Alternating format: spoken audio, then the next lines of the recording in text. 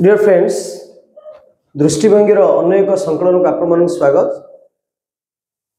आशा अच्छी आशा करुच्ची आपण मैंने निश्चित भल थे।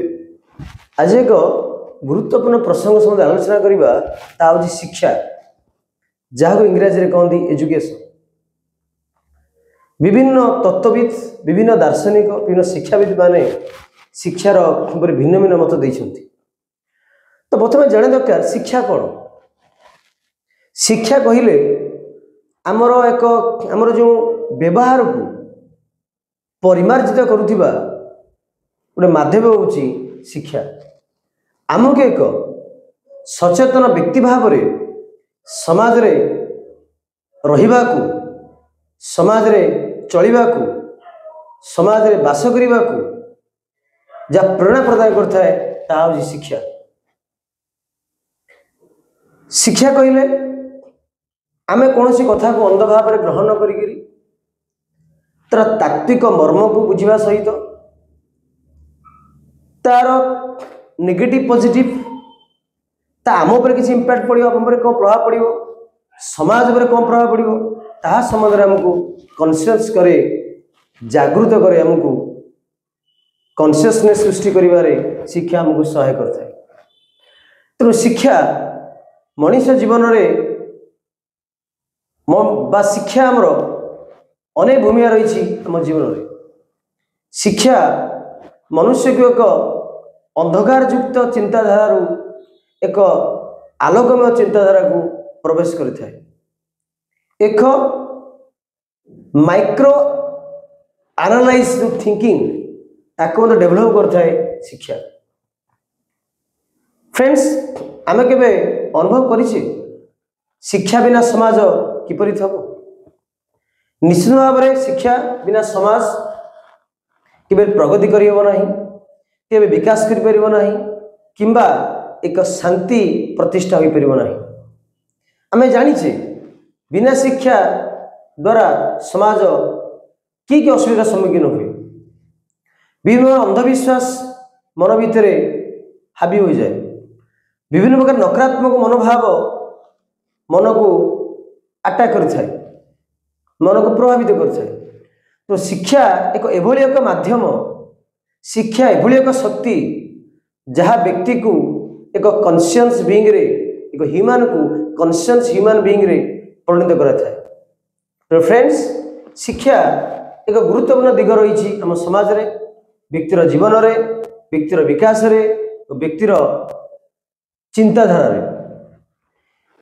जब हम देखिबा शिक्षा विशेषकर आमर छात्रादी समाज पई विशेष उपयोगी, कारण से फॉर्मल एजुकेशन प्रक्रिया रे से माने रही थांती। विभिन्न विद्यालय, महाविद्यालय और विश्वविद्यालय अध्ययन करि थांती। तेणु विभिन्न प्रकार विषयवस्तु पढ़ा सहित बा विभिन्न प्रकार विषयवस्तु पढ़ा समय रे तांको भीतर अनेक जिज्ञासा सृष्टि होता है। और जिज्ञासा सृष्टि द्वारा तांको भीतर एक नोवेलिटी, नूतनत्व चिंताधारा प्रकट होता है।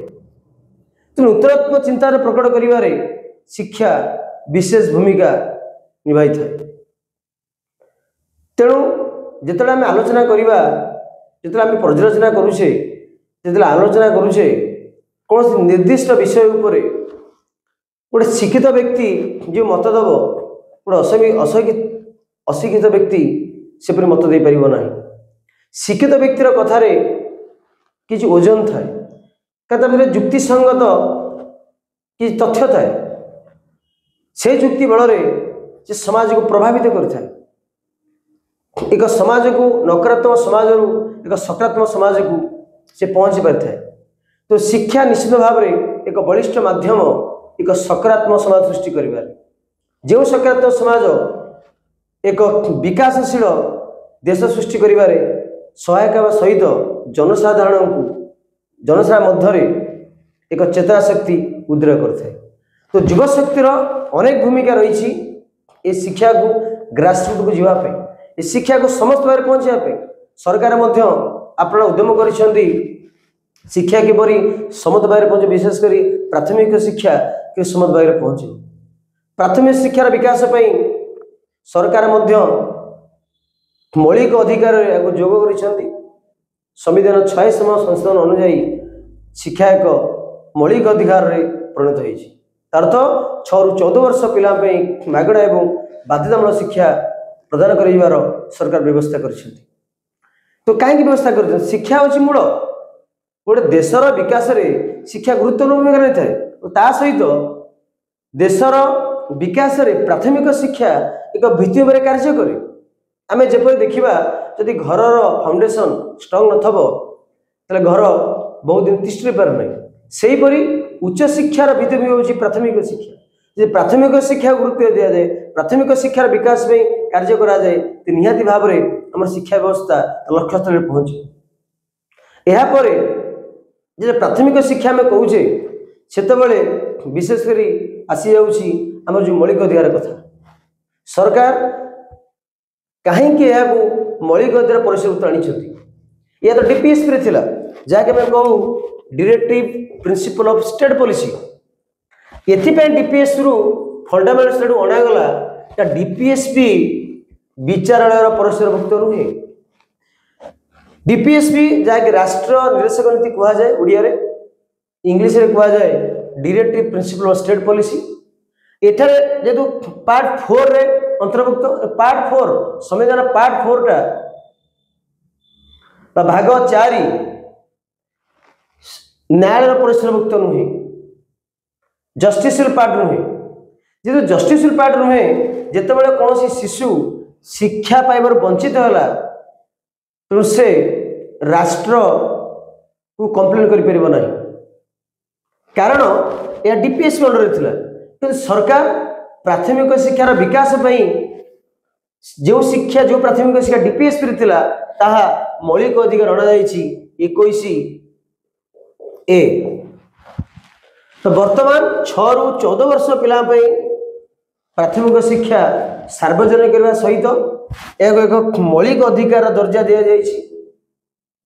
कौन सी पिला जाति धर्म वर्ण लिंग निर्विशेष कौन सी पिला को आम बाछ विचार करें प्राथमिक शिक्षा लाभ प्रक्रिया प्राथमिक शिक्षा लाभ कर।